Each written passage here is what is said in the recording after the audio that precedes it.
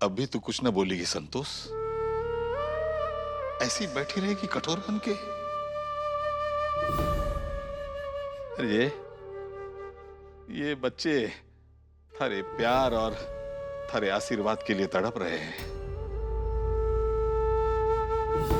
रे मत बन इतना कठोर।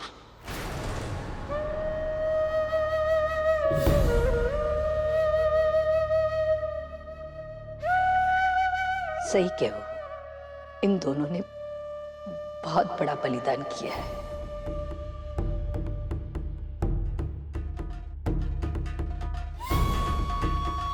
हमारे लिए और इस घर के लिए।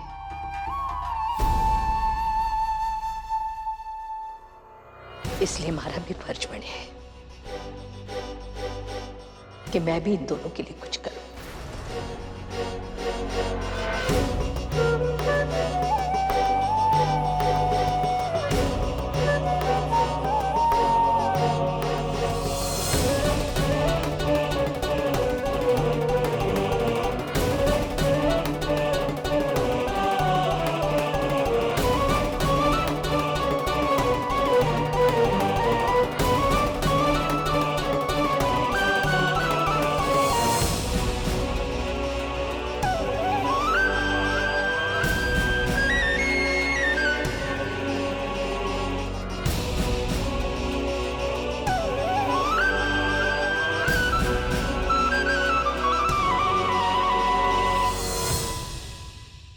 तुम दोनों का बहुत बहुत धन्यवाद।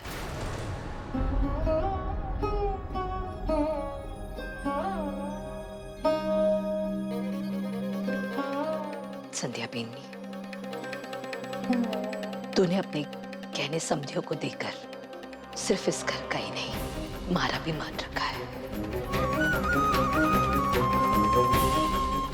मीना बेनी ने सही कहा है कि ब्याह के गहने से हर औरत का लगाव जुड़ा हुआ है, क्योंकि उसके साथ मैके की याद जुड़ी हुई है। इस हिसाब से तो थारो बलिदान बहुत बड़ा हुआ है। नहीं बाबू, मैंने कोई बलिदान या त्याग नहीं दिया। ये तो मेरा फर्ज है। नहीं भी नहीं, जो सच है वो सच है। सच्चाई ने कितने भी पर्दे के पीछे छुपा लो, पर उस सच्चाई का तेज तो पर्दे के पीछे से भी नजर आ जावे। 5.5 लाख रुपए का नुकसान किया है मैंने। हमारी गलती की सजा मैं किसी और ने ना दे सकूं।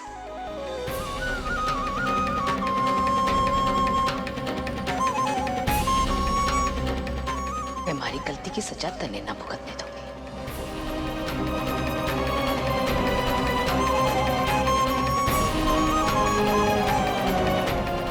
ले भी नहीं।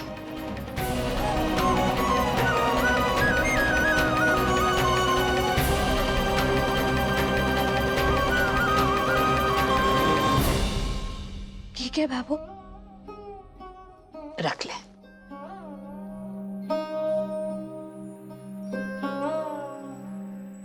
मैं थारे मायके के कहने तो वापस न ला सकूं,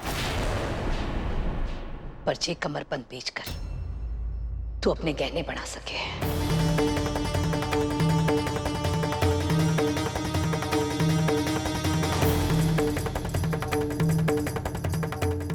कम से कम 3 भारी सेट तो बन ही जाएंगे, और अगर कम पड़ जाए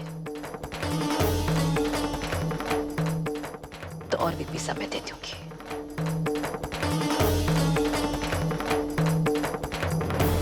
बाबू ये आप क्या कह रही? मैं इसे नहीं ले सकती। ना भी नहीं। जे गहने तो थारे को लेने ही होंगे, क्योंकि मैं नहीं चाहती कि परिवार का कोई भी सदस्य हमारे पर उंगली उठाए। अगर नियम मैंने बनाए हैं तो उसका पालन भी हमारे को ही करना पड़ेगा, वरना कौन करेगा?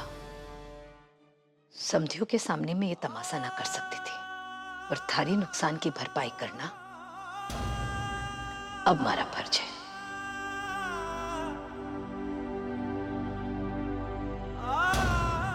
नहीं बाबू, हम ये नहीं ले पाएंगे। मैंने तुझे कमरबंद तुम दोनों को दे दिया है। अगर तुम दोनों की इच्छा ना हो ना, तो घर से बाहर जाते वक्त किसी नाली में फेंक देना।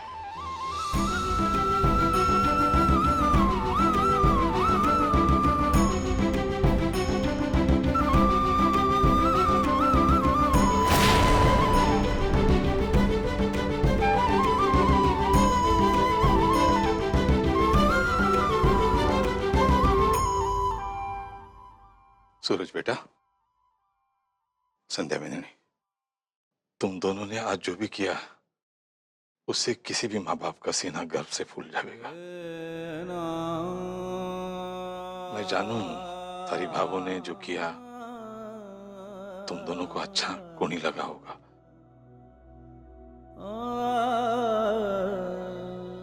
उसकी तरफ से मैं माफी मांगता हूँ। सही, ये कैसी बातें कर रहे हैं आप? अब ऐसा, ये तो घर परिवार की बात है। मैं जानता हूं कि भाभो ने सब गुस्से में किया है। सबसे बड़ी बात यह है कि भाभो के मान सम्मान को कोई आंच नहीं आया आज। दिलीप जी और उनके परिवार वाले बहुत खुश होके गए। और फिर जब भाभो का गुस्सा ठंडा हो जाएगा ना, तब हम ये कमर पर भाभो को वापस लौटा देंगे। तब तक ये चीज भाभो की अमानत के रूप में हमारे पास रहेगी। बड़ा दिल है जेठ जी का। बहुत बढ़िया बेटा, इसीलिए तो तुम्हारा सूरज है। पापा साहब, आप अपना ध्यान रखें, हम चलते हैं अभी। भैया क्यों जा रहे हैं? मैं तो सोच रही थी कि आज जो भी कुछ हुआ वो सब अच्छे के लिए हुआ। मुझे लगा था कि जो आज हुआ उसके बाद तो भाभो आप दोनों को घर पे बुला लेंगे। पता नहीं ऐसा क्यों नहीं हो रहा है। पता नहीं भगवान हमारी कब सुनेंगे कि आप दोनों घर पे वापस आ जाए। ये क्या कर रही है पगले? पागल हो गई है क्या तू? तू रोते हुए बिल्कुल अच्छी नहीं लगती। ये वक्त अपने आप को संभालने का है, परेशानियों से लड़ने का है।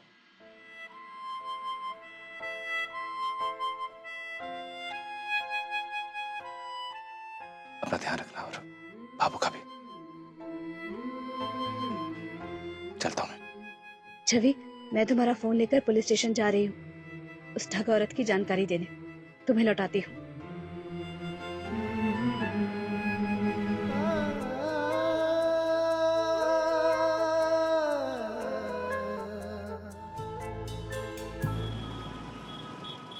अरे कान्हा, आज तो थारी ताईसा ने कमाल ही कर दिया। अरे बहू होने के पूरे फर्ज निभा दिए भाई।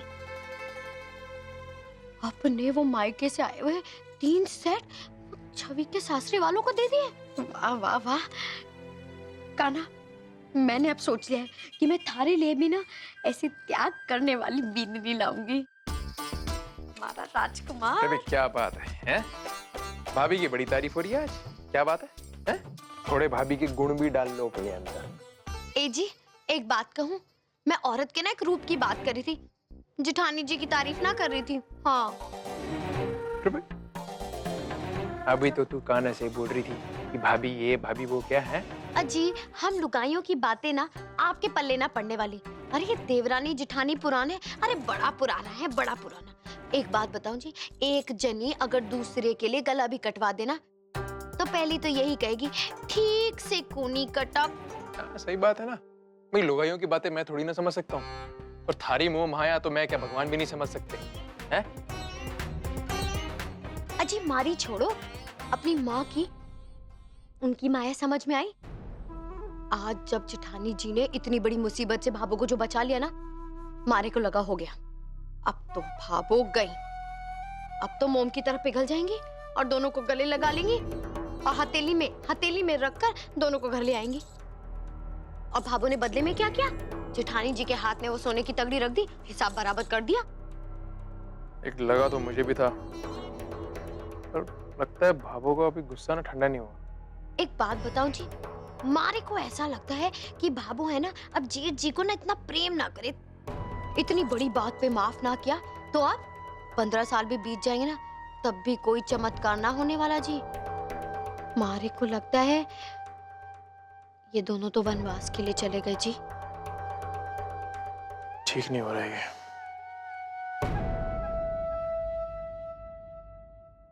सर, ये है उस लड़की की तस्वीर जिसके बारे में मैंने उस दिन आपको बताया था। शायद इस फोटो के सहारे उस लड़की तक पहुंचा जा सके। राणा, इस लड़की की तस्वीर को प्रिंट करवाओ जल्दी। जी। और आप इस तस्वीर को राजस्थान और आसपास के सभी राज्यों के पुलिस स्टेशन में भिजवाइए, सर्कुलेट करवाइए इसे। वैसे सिर्फ ये आपके साथ नहीं हुआ है, मेरे पास कम से कम 15 से 20 कंप्लेंट आई हैं इस ठगी की, और खासकर उनके घरों को जिनके यहाँ शादी विवाह हो। आप तो हलवाई हैं, आपसे उनका सरोकार होता ही होगा, आपको तो पता ही होगा। इंस्पेक्टर साहब, क्या मैं जान सकता हूँ वो कौन कौन से नाम है शादी वाले जिनके साथ ऐसे ठगी हुई? जी बिल्कुल, ये उनके नाम है।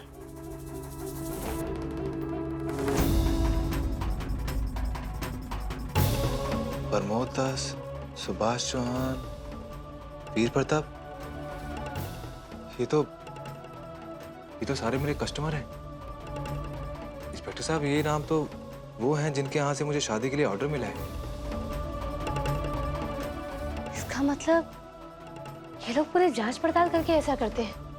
जी। जिन घरों में शादी ब्याह होने वाला हो, उसी घर को अपना निशाना बनाते हैं।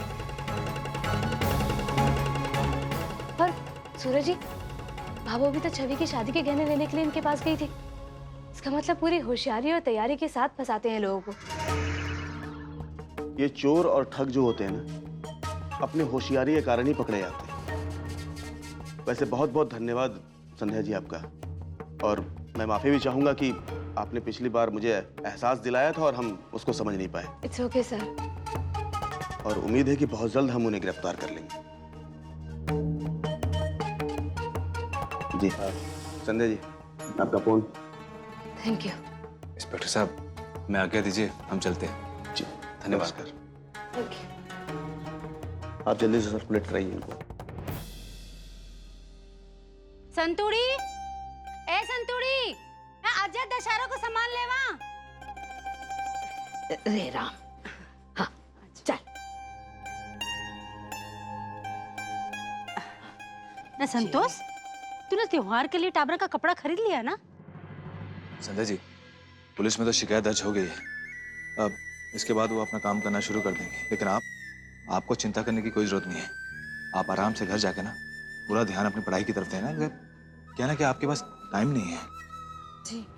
विक्रम, मीना, कान्हा, मोहित, इमली, छवि, छोटू और सूरज और संध्या बीननी का।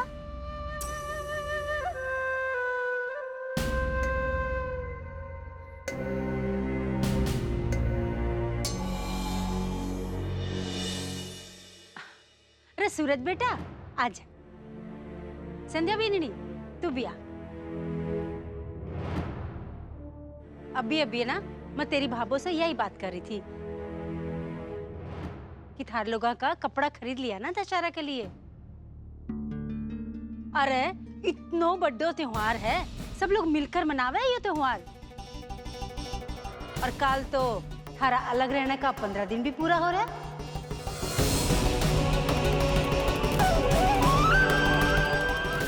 अठे ही खड़े होकर तूने मारे को ये बात बोली थी, याद है मने?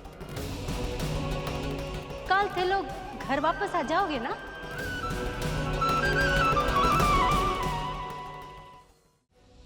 कितना अच्छा दिन है, हाँ?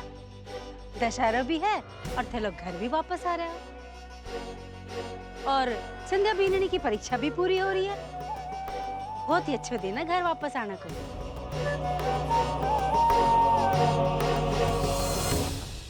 गीता, बैठे से जरा नारियल दे दे। ला भैया, कितो हो? 80 रुपये। 80 रुपया। जे लो।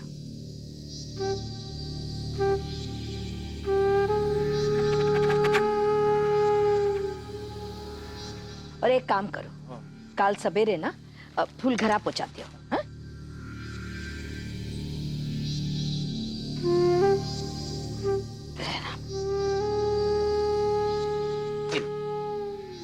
कायसा, घरा चालू मैं।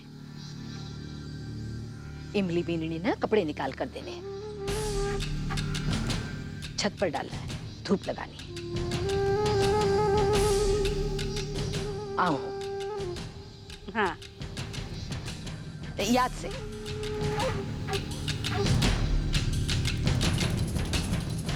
जा संध्या बेनी, तू भी जाकर घर वापस लौटने की और परीक्षा की दोनों तैयारी कर ले, ठीक है?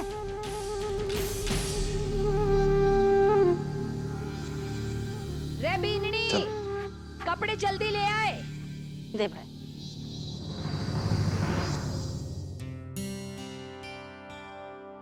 रे बीननी, कपड़े जल्दी ले आए।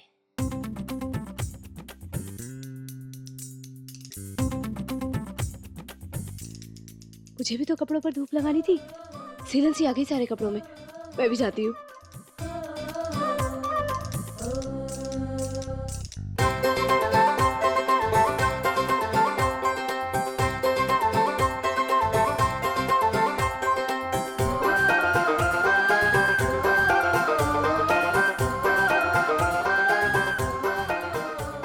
रे बीननी, जरा फैला कर डालिए। अरे राम जी भाभो।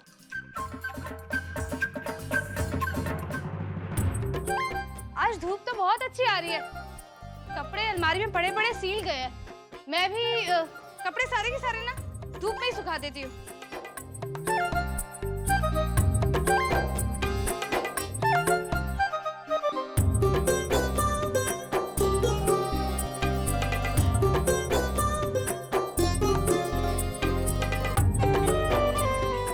रे बी, रंगीन कपड़े कड़क धूप में मना डाला कर, नहीं रंग चले जाएगा। ठीक है बाबू।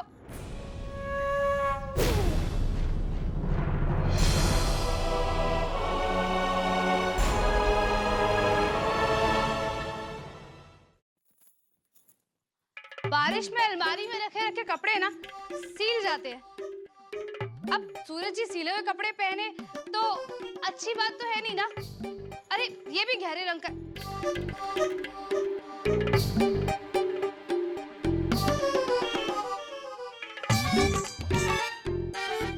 अपनी साड़ियां भी सारी सुखा देती हूँ, वरना ना रखी रखी सील जाएंगी। और वैसे भी ये तो भाभो की थी हुई है।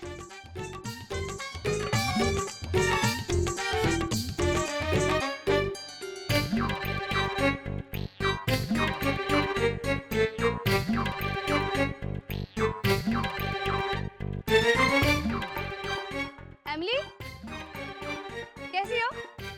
एकदम ठीक हो जेठानी जी। तुमने खाना खा लिया क्या? हाँ, अभी खाया।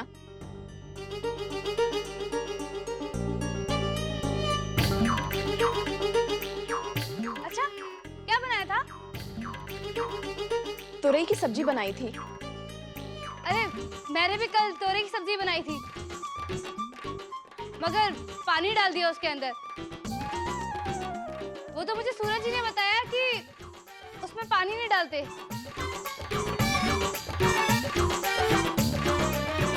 अच्छा,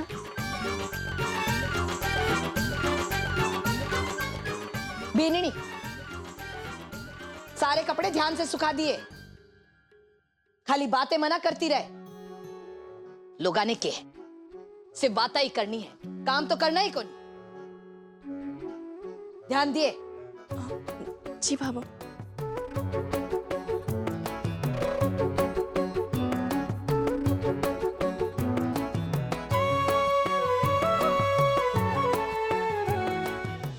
भाभो तो चली गई। अभी कपड़े उतार लूं क्या? नहीं, कि फिर से आ गई तो पता लग जाएगा कि मैं उनको दिखाने के लिए सुखा रही थी। सूखे रहने देती हूँ, शाम को उतार लूंगी। भाभो, भाभो, देखो ना, मैंने दशहरे का पूजा की थाली क्या चमका दी है। आपको आईना देखने की जरूरत है, इसी में देख सको अपनी फोटो। दिया भी चमका दिया। ठीक है भी, मंदिर में ले जाकर रखते हैं।